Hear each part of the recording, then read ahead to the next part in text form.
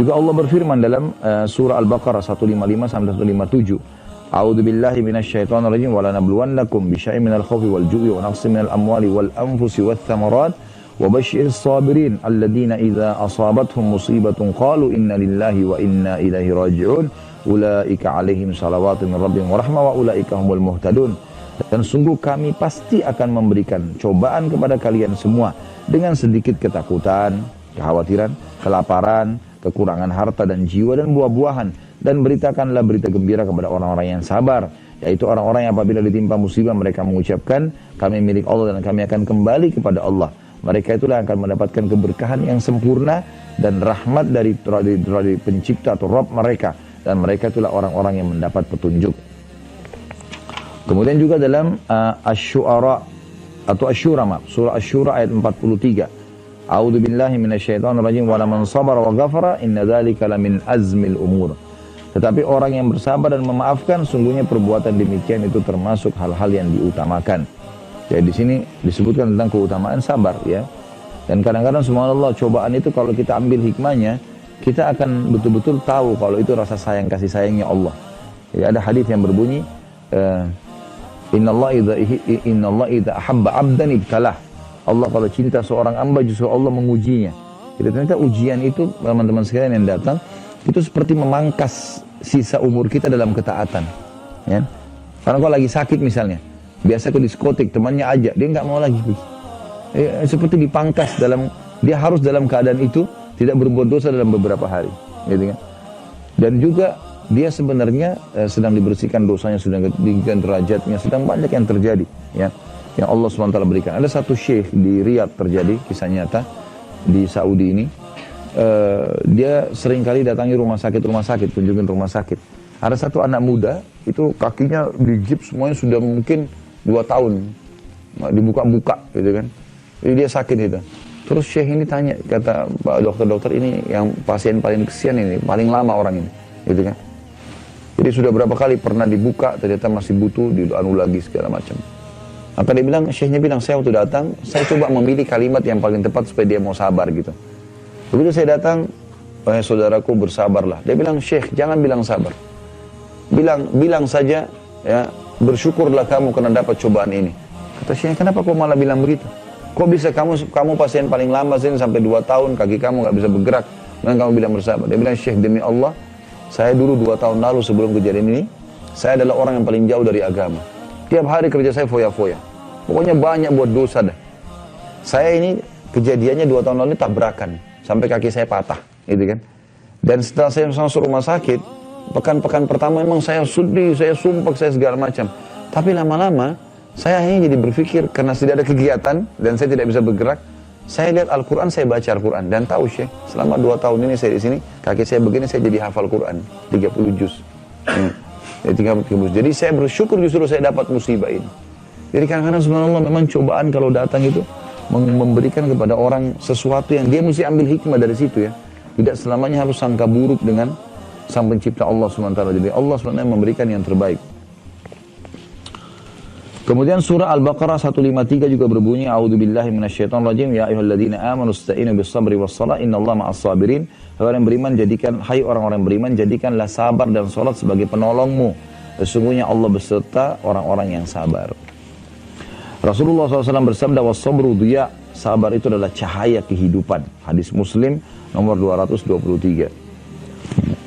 Juga dalam sabda beliau dari hadis Suhaib radhiyallahu anhu bahwasanya Rasulullah SAW bersabda, ajaban li amril mu'min inna amrahu kullahu khair wa laysa dzalika li ahadin illa lil mu'min in asabathu sarra syakar fakana khairan lah wa in asabathu dharra'u sabar fakana khairan lah. Urusan seorang mukmin itu sungguh menakjubkan karena setiap urusannya selalu baik, dan hal ini tidak didapatkan kecuali bagi seseorang orang mukmin. Jika ia dikaruniai kelapangan, maka ia bersyukur, dan ini syukur lebih baik baginya. Dan jika dia ditimpa suatu penderitaan, maka dia bersabar, dan ini lebih baik baginya. Juga diriwayatkan dari Anas radhiyallahu anhu, ia berkata, aku mendengarkan Rasulullah SAW bersabda, Inna Allah Azza wa Jalla qala, idza btalaitu abdi bihabibatayhi fasabara awwadtuhu minhumal jannah yuridu ainai. Sesungguhnya Allah yang Maha Suci dan Maha Mulia berfirman, jika aku memberi cobaan kepada hambaku dengan mengambil 2 kecintaannya, lalu ia bersabar, maka aku gantikan keduanya dengan surga. Yang beliau maksud adalah kedua kecintaan adalah kedua matanya. Juga dari Aisyah radhiyallahu anha dikatakan bahwasanya Rasulullah SAW bersabda tentang penyakit taun. Dan taun adalah penyakit yang kalau kena ke badan bisa merusak kulitnya dan bisa jatuh ya. Anggota tubuhnya itu bisa jadi berjatuhan ya. Ini penyakit yang berbahaya sekali, dan taun ini tentu rahmat bagi orang beriman ya. Kalau orang beriman yang kena taun, dia mati, maka dia bisa mati syahid. Rasulullah SAW bersabda, "Annau kana adzaban yab'athuhu Allah 'ala man syaa faja'alahu Allah rahmatan lil mu'minin, falaysa min 'abdin yaqa'u fi at-ta'uni fayamkuthu fi baladihi sabin." Itu menjadi siksaan bagi orang yang dikehendaki oleh Allah, yaitu orang kafir dan muslim yang bermaksiat. Ini sering dikasih penyakit ini. Lalu Allah menjadikannya sebagai rahmat bagi orang-orang beriman. Maka tidaklah seorang hamba mukmin tertimpa taun, lalu ia tidak keluar dari negerinya. Karena kita kalau lagi kena penyakit taun, tidak boleh keluar dari lokasi kita. Karena dia bisa menular. Ya. Ia bersabar dan mengharapkan pahala Allah, dan ia mengetahui bahwa bahwa tidak akan menimpa kepadanya kecuali sesuatu yang telah Allah tetapkan. Maka Allah akan berikan kepadanya pahala syahid. Hadis ini riwayat Bukhari nomor 5734. Juga sabda Nabi SAW, "Innamas sabru inda sadmatil ula." Ketahuilah bahwasanya kesabaran itu justru dibutuhkan pada saat musibah yang pertama. Ya, sebenarnya kita butuh sabar itu cuma di awal, misalnya awal kejadian. Setelah itu, hari kedua, hari ketiga, seminggu, setahun, sudah hilang dengan sendirinya. Diriwayatkan juga dalam hadis Abu Hurairah dan Abu Sa'id al-Khudri radhiyallahu anhuma, bahwasanya Nabi SAW bersabda, "Ma yusibul muslimya min nasabin, wala wasabin, wala hammin, wala huznin, wala adhan, wala ghammin, hatta syaukati yushakuha illa kaffarallahu biha min khatayahu." Tidaklah seorang muslim ditimpa kepenatan, penyakit, kegelisahan, kesedihan, sakit hati, dan duka cita, hingga duri yang menyakitinya, kecuali dengannya Allah akan menghapus dosa-dosanya. Hadis ini riwayat Bukhari nomor 5641 dan 5642, dan Imam Muslim nomor 2573. Juga Abdullah bin Mas'ud meriwayatkan radhiyallahu anhu ya, bahwasanya Rasulullah SAW bersabda, "Ma min muslimin yusibuhu adan min maradin fama siwahu illa hattallahu sayyiatihi kama tahuttu syajaratu warakaha." Tidak ada seorang muslim yang terkena gangguan berupa penyakit atau selainnya, kecuali Allah menggugurkan kesalahan-kesalahannya seperti pohon menggugurkan daunnya. Hadis ini riwayat Bukhari nomor 5647, 5648, dan Imam Muslim 2571. Juga diriwayatkan dari Aisyah radhiyallahu anha, ia mengatakan bahwasanya Rasulullah SAW bersabda, "Ma min muslimin yushaqqu syaukatan fama fawqaha illa kutibat lahu biha darajatun wa muhiyat anhu biha khati'ah." Tidak ada seorang muslim pun yang terkena duri atau yang lebih dari itu, kecuali ditentukan baginya satu derajat dan dihapus karenanya suatu kesalahan. Hadis ini riwayat Muslim nomor 2572. Abu Hurairah juga meriwayatkan bahwa Rasulullah SAW bersabda, "Man yuridillahu bihi khairan yusib minhu." Siapa yang Allah kehendaki kebaikan baginya, maka Allah akan mengujinya. Ya. Sebagaimana sudah kita jelaskan semua, intinya adalah masalah kesabaran di sini. Ya. Dari Anas juga radhiyallahu anhu disebutkan hadis, "Inna idzamal jazai min idzamil bala, wa inna Allah idza ahabba qauman ibtalahum faman radiya falahu ridha wa man sakhita falahu sakht." Sesungguhnya balasan yang agung itu akan didapat karena ujian yang berat. Dan sesungguhnya Allah apabila mencintai satu kaum, maka dia akan menguji mereka. Barang siapa yang ridho terhadap ujian itu, maka Allah pun ridho kepadanya. Dan barang siapa yang marah karenanya, maka Allah pun murka kepadanya. Jadi harusnya kita disuruh sabar, terima sebagai cobaan dari Allah. Karena kita berkeluh kesah pun tetap akan berlalu. Kata Umar bin Khattab radhiyallahu anhu, siapa yang ditimpa musibah, kemudian dia bersabar, dia terima sebagai cobaannya, maka dia akan mendapatkan pahala dan solusi dari musibahnya. Tapi kalau dia berkeluh kesah, dia akan mendapatkan dosa.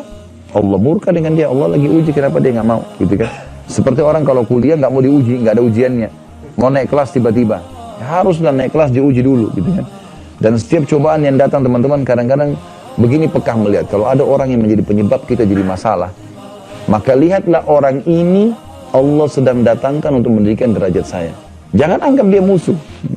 Udahlah, oh ini Allah jadikan penyebab. Kadang-kadang mungkin istri, suami, kadang-kadang anak, kadang-kadang orang terdekat, kadang-kadang teman membuat kita jengkel, kita nggak salah. Maka yakinlah teman-teman, ini datang sebenarnya orang-orang ini untuk ini Allah jadikan mereka penyebab kita saja, untuk mendapatkan derajat yang tinggi. Jadi jangan semuanya kita keluh kesahkan. Ambil hikmahnya dari situ. Dari Musa bin Sa'ad dari bapaknya radhiyallahu anhu, ia mengatakan, aku berkata, wahai Rasulullah, manusia mana yang paling berat ujiannya? Rasulullah SAW menjawab, ya, al-anbiya'u thumma al-amthalu fal-amthal fayubtala ar-rajulu ala hasba dinihi fa in kana fi dinihi sulba ishtadda bala'u wa in kana fi dinihi riqqatun ubtudiya ala hasbi dini fama yabrahu al-bala'u bil 'abdi hatta yatrukahu yamshi alal ardi ma alaihi khati'ah. Kata Nabi SAW, yang paling berat adalah para nabi-nabi. Jadi jangan kita anggap nabi-nabi itu nggak ada cobaannya. Nabi Muhammad SAW menghadapi masalah dengan istrinya. Ya, pernah para istrinya sepakat untuk minta dinaikin nafkah sampai Nabi SAW memboikot mereka sebulan, gitu kan? Nabi SAW pernah menghadapi banyak kasus dalam masalah rumah tangga, menghadapi orang di sekitarnya kaum munafikin. Sahabat-sahabat yang mengaku sahabat Nabi SAW, tapi mereka orang munafik. Seperti Abdullah bin Abi Salul ya, dan grupnya. Kemudian Nabi SAW juga pernah menang dalam perang, pernah kalah. Nabi SAW sakit. Sampai Nabi pernah sakit demam, teman-teman sekalian. Kata seorang sahabat, saya lupa namanya. Dia nyentuh badan Nabi, dia mengatakan, saya temukan badan Nabi seperti api. Lalu saya mengatakan, ya Rasulullah, Anda panas sekali. Kata Nabi SAW, sesungguhnya aku diuji 2 kali lipat dari apa yang diujikan kepada kalian. Ya. Sampai sahabatnya mengatakan, ya Rasulullah, berarti Anda juga dapat 2 kali lipat pahala. Kata Nabi SAW, iya, juga mendapatkan 2 kali lipat pahala. Gitu. Kemudian orang yang seumpama dengan mereka, maksudnya orang-orang yang dekat dengan para nabi-nabi, cobaannya juga berat. Lalu yang seumpama dengan mereka, seseorang akan diberi ujian sesuai dengan kekuatan agamanya. Seorang hamba akan senantiasa diberi ujian hingga ia akan dibiarkan berjalan di muka bumi tanpa ada satu dosa pun. Nah. Jadi teman-teman jangan menganggap cobaan itu sesuatu yang buruk. Enggak, itu baik buat kita. Dan dalam hadis yang lain dikatakan Allah tidak akan menguji hamba melampaui kapasitasnya. Jadi pasti kalau kita sedang dicoba, pasti kita mampu itu. Dan siap saja, saya ada cobaan lagi, ada cobaan lagi, itu udah biasa. Hadapi saja. Yang penting kita dalam keadaan benar, yakinlah. Dalam banyak ayat Al-Quran, saya sering sampaikan dalam masalah menghadapi cobaan harian teman-teman sekalian, Allah SWT selalu pasti. Kita tinggal sabarin, lalu kita akan dapat jalan keluar. Ya. Tiba-tiba kita difitnah tanpa sebab. Sudah. Apa kalau kita bisa luruskan. Kalau tidak, sudah diam aja. Kita cuma berusaha sabar, terima. Tapi sambil kita luruskan kalau emang ada kesempatan, momennya tepat. Tapi nggak usah menyita waktu yang luar biasa untuk mengurus itu. Gitu kan? Allah punya cara nanti akan membalikan keadaan supaya kita yang diberikan oleh Allah penjelasan. Oh kalau ini orang ini benar, tidak akan salah. Dan banyak kasus terjadi masalah itu. Banyak. Musa alaihissalam berapa kali difitnah oleh kaumnya dan Allah selamatkan. Ibrahim alaihissalam, Nabi Muhammad SAW, banyak sekali ya, kisah dalam masalah itu.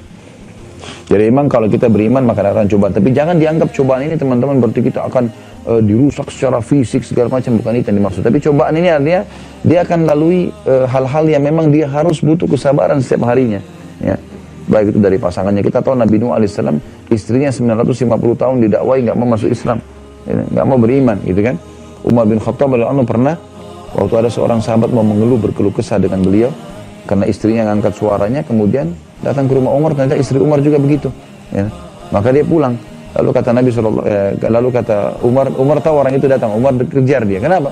Kenapa kau pulang? Kenapa nggak sampaikan keluh kesahmu? Dia bilang masalah kita sama, Amirul Mukminin. Di rumah saya begitu, sekarang Anda juga hadapi. Kata Umar bin Khattab, dia masak buat saya, dia cuciin baju buat saya, dia lahirin anak. Bukan di situ. Maka ada cobaan-cobaan yang datang. Seseorang sabar hadapi. Dia coba luruskan, dia coba laluilah. Gitu. Tapi kalau orang menganggap teman-teman dia tidak ada cobaan sama sekali, ini berarti seperti orang yang tidak ada iman. Karena memang cobaan pasti akan datang, tapi itu kebaikan buat seseorang muslim.